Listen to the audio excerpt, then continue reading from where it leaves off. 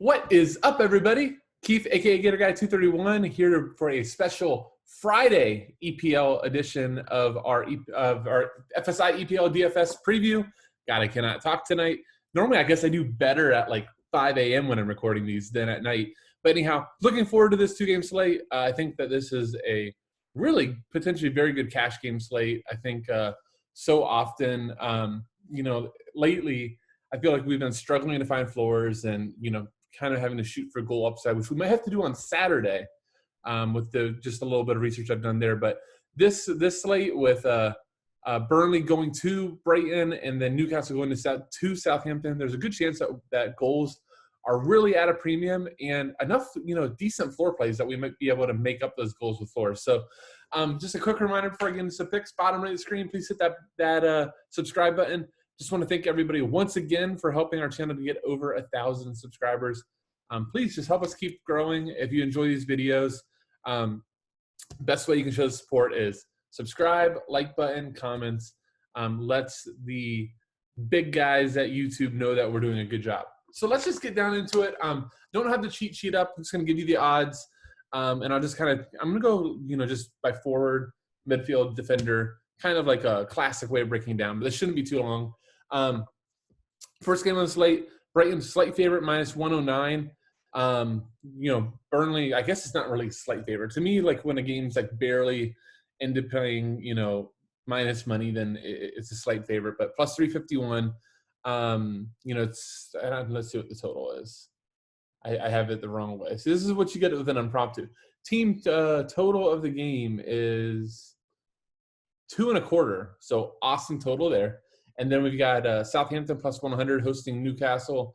And it's not in Newcastle, in Southampton. It was always a big thing for me because Newcastle away from home always struggles more, and that's a 2.5 total. So really, after a week of Champions League, seeing 3.5, 3.75, this is much different.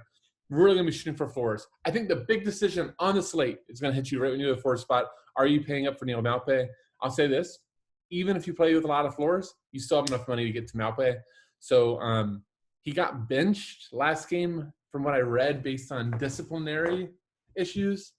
Don't know anything more than that, but I would say that he's the type of guy that, look, I don't love rostering goal-dependent strikers. It's not really my style. But Maupay is the type that I can sometimes get aboard because he is such a willing shooter. So we got only one versus West Brom, and he should have scored on it. I know because I had Lallana in that lineup. That would have been awesome. It was a great pass from Lallana. But before that, 6, 3, 4. See if we can go 4. So, going back to last season, we know Maupay has no problem taking, a lot of shots. So, 9,700 steep. But I'm going to show you that, in a lot of ways, prices doesn't matter in the slate. So Wilson's great. I think, Callum Wilson has been awesome. He's on their PKs. Here's the thing with Wilson. Unlike Maupay, he's not going to get there with a ton of shot volume. It's really going to be a result type of thing. So I don't expect Newcastle to have a ton of opportunities for Southampton. So, 9,000 for Wilson. I'd find the 700 more for Maupay. Or I think a really, really good pivot without Danny Ings is Shay Adams is potentially going to get a lot more of the focus. I think Shay Adams is actually a really good player. So I think he's actually one of my favorite GPP looks on the entire slate. Newcastle away from home, really is the type that just bunkers. Hell, we saw them bunker versus like Everton's junior team last week. So, Steve Bruce is all about like defense first, attack second. So I do think that Southampton is going to have a number of opportunities. I think Shay Adams, one of my favorite GPP plays this slate. The big thing I think we want to watch, and this is for cash, but you're going to have one of Gross or Trossard in your cash lineups, or I think that you probably made a mistake. If you don't see Gross, Solly March is out. Trossard should move on to a majority of corner kicks, 7,300. He's already a player that has good open play value, so give him a majority of corners and, Yahtzee. So I think Trossard is a great play. If we do see Gross, though, that you're probably going to find the money for Gross, he should take almost a monopoly at that point. I just don't think we'll see him. From there, Shane Long might nab the start alongside of Adams for the injured Ings, but he's GPP only. Dwight McNeil, guy that I absolutely love. I love guys that have no problem crossing the ball at any given time. We've seen some, I think, 2 15-plus cross performances out of McNeil. He's had some bad matchups lately, but this to me is like a neutral to kind of plus matchup. Brighton plays good football, but also can get really open. And if they score early, that always gives a chance for Burnley to bomb forward and put in a ton of crosses. I just think 6,500 for McNeil is almost too cheap. A upside pivot off of him would be a guy like Nathan Redmond, or let's see, is Theo Walcott down here? Or is he just midfield only? Let me just check. Theo Walcott, yeah. Was he like staring at me in the face and I just couldn't see it? I don't know. I do so much better at 5 a.m., I guess. But yeah, he's 2 under Nathan Redmond. So I think one of those two guys is really interesting. Theo Walcott's actually looked a lot better for Southampton than he ever did for Everton. Especially if he kind of has like the roaming role. Shay Adams plays more centrally, and Theo Walcott can maybe play as like a second striker or behind the striker. I think he's really interesting. Again, if you don't want to play like the boring McNeil play, I don't find McNeil boring. I don't find 15 crosses boring. But some people say, Keith, you don't shoot enough for goals. So there you go. Nathan Redmond or Theo Walcott, I like them both. And then I think it's the Burnley guys. So to me, they're GPP. This is not a Miguel Almiron spot for me. The options just above him are way too good. Normally we like to do Miguel Almiron when there's nothing else there. But let's see. Where was Chris Wood? Chris Wood, 5,200. Can definitely see him show up. Ashley Barnes, 4,800. I like both of those plays. Those are GPP plays, but look, Burnley's going to score some goals at some point. So I think that both those guys have the upside to do so. Barnes likely on PKs as well. All right, let's go to midfield. The chalkiest chalk to, as I've always said, to ever chalk would be James Ward-Prowse, 7,300, coming off a phenomenal game, takes 100% of the set pieces for Southampton.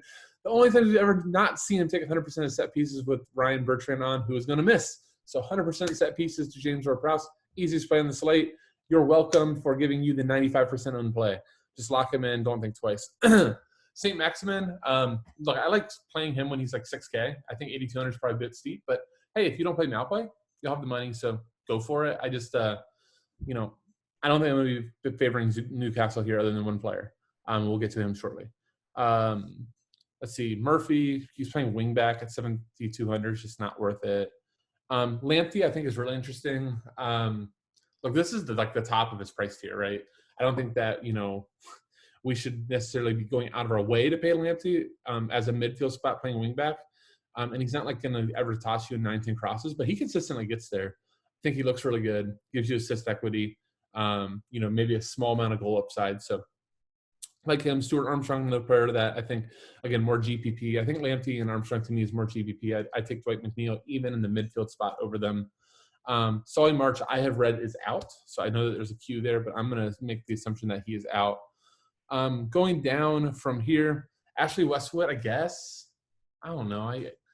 You actually kind of have to twist my arm to play Ashley Westwood. Like, even when he's 4,000, I'm like, So, like, at 5,600, I don't know.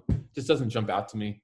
Ryan Frazier is the guy that does jump out to me. Yes, we're going to have to wait to know, but great DFS player. We even seen him become a decent DFS player for Newcastle, taking most of their sets. Sub 5K, just to me, if he's in, that's easy. If not, have him in your utility spot where you can move some stuff around. Let's see if there's anybody else under. Basuma, GPP, sure. Lallana at some point is going to pay off. He makes some great passes. It's just that he just never I'm trying to think of what opportunity it was. I was actually watching that game, and he had like an open shot, and he's the whole time just looking to pass. So it's great. I'm sure guys love playing with him, but for DFS we want him to be a little bit more selfish. Ben White, that was a play that we were using it as like a defender at 2,800, and we're still pissed off. So at 3,500 in a midfield spot, no chance I'm doing that. Yeah, I think that does it. Oriol Romeu, I should just mention, especially on FanDuel, is a guy that just always does a ton of tackling. So he's always interesting, and he's been shooting a little bit. All right, defender. We're almost done, guys. This is flying. So Charlie Taylor, I guess he's like one of the top defenders on the slate. He's a good player. If you think McNeil's going to do well, there's a chance that Charlie Taylor's going to do well as well. That's a lot of wells.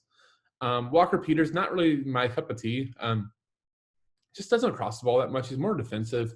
Yes, he gets forward from time to time. You get you a key pass or two. Maybe that key pass leads into a goal. But he's not going to show up 9-10 crosses. Now he does. Jamal Lewis was okay. Matthew Loughton's okay. Bernardo, that's the guy I want to talk about. Potentially playing left wing back for Brighton, where Solly March was 3,900. If he's in, that would be a lock to me.